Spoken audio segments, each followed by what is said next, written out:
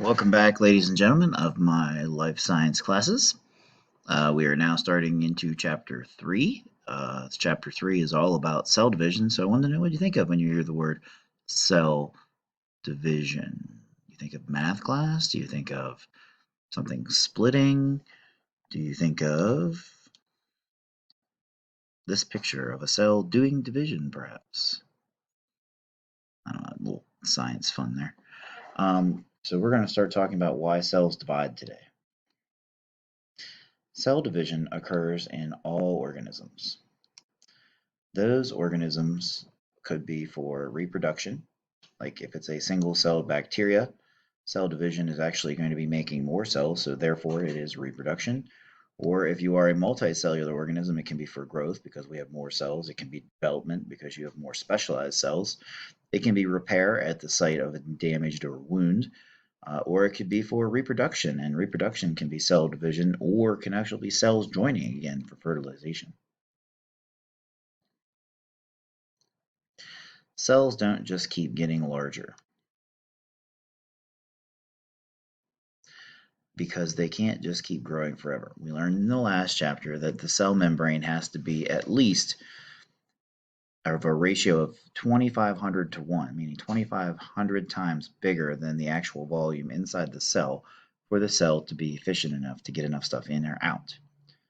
The genetic material in a eukaryote is organized in a nucleus. That genetic material is called DNA. That DNA is what tells the cell everything that it has to do. The structure of DNA was discovered by Watson and Crick.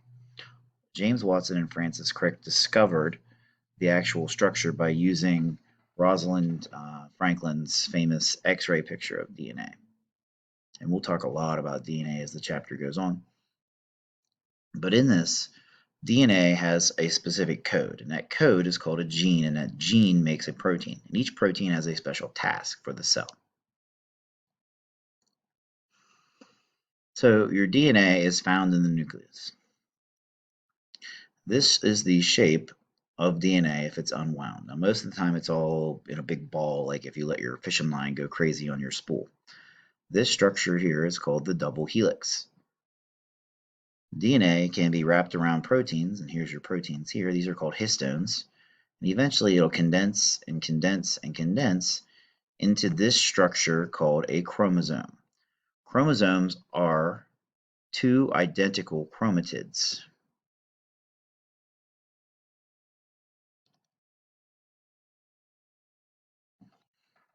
So literally, this and this are our chromatids.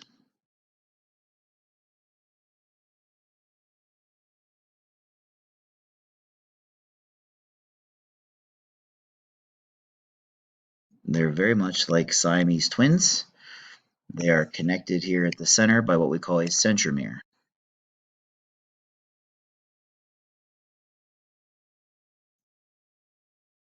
These are only visible during mitosis. Now, mitosis is cell division.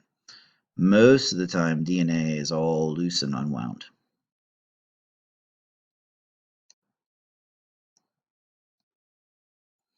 Every species of organism has a different number of chromosomes. We, humans, most humans have 46. You get 23 from mama and 23 from papa, you come them together, 46 is where we are. Now, fruit flies, and this is a fruit fly here called Drosophila melanogaster. We do a lot of experiments with these in genetics class in college. They have 8 chromosomes, so they're a much simpler organism than us. But corn has 20. Salmon has 54. Chimpanzees have 48. So each different species of organism has a different number of chromosomes. Why do cells divide? Cell division is really important for growth, development, and repair. My children have been growing and growing and growing. They're both at that age. I had to buy new school shoes. Their shoes didn't fit from last year. I had to buy new pants because the pants were too short. That's adding more cells makes you grow. It can be development of your cells. So not only as you guys get older, you'll develop growth height-wise, You'll develop muscles, and your eventually organs will develop, especially the reproductive organs will develop, and that can be adding cells or changing the shape of some cells so that they are different tasks. Or if the organism is injured, if you get cut, it won't stay cut forever. Eventually, your cuts are going to heal, they get a scab. Or in some cases, like for earthworms, if you have an earthworm that's broken in half, each half of that earthworm can actually regenerate into a new worm. So in that case, it could actually even be, although it's not the main way, it can be one way that earthworms can reproduce. All right, so let's see how much you remember from that. I'm going to show you a series of things that deal with cell division. Raise one finger if it happens in unicellular, unit 1. Use 2 fingers if it's for only in multicellular, or if it occurs in both, we're going to hold up 3 fingers. Unicellular, multicellular, or both. For growth, is that in unicellular, multicellular, or both? Well, growth happens in multicellular. For repair, multicellular. Reproduction. Cell division is reproduction. That one should be 3 fingers because that is in multicellular and unicellular. How about regeneration? To regenerate a missing limb of some sort, like lizards can regrow their tail. Regeneration would be multicellular.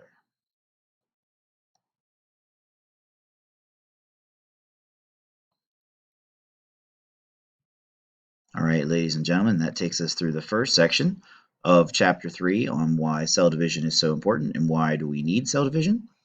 If you need to get a hold of me, you can use me through Remind or the Google Classroom or my email. Until then, make sure you read 73 to 78 and get that review done. And until next time, be good, be safe. I'm Mr. Hescox.